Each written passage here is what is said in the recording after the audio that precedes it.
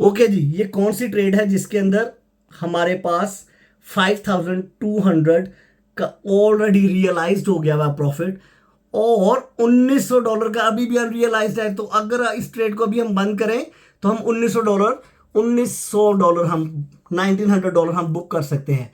लेकिन उससे पहले इस चैनल को देखिए, जाकर सब्सक्राइब कीजिए। यहां पर मैं आपको बहुत सारी लाइव वीडियोस पोस्ट करता रहता हूं अबाउट ऑल दिस।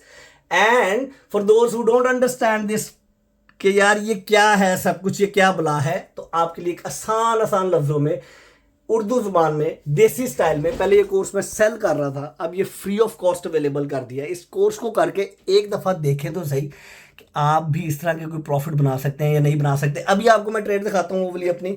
उसके अलावा आपको इतना बड़ा सेटअप बनाने की जरूरत नहीं है, you can do it all from your mobile. But anyways, हमारे पास ये 5248 का प्रॉफिट बुक हुआ है रून की ट्रेड में। Yes, rune, we had 7000 rune, we have over orders in place. And अगर अब हमारा स्टॉप लॉस हिट हो जाता है तो वी विल लूज ओनली $654 अगर हमारा स्टॉप लॉस हिट होता है। Trade like this guys, 5000 in profit, that's how you do this.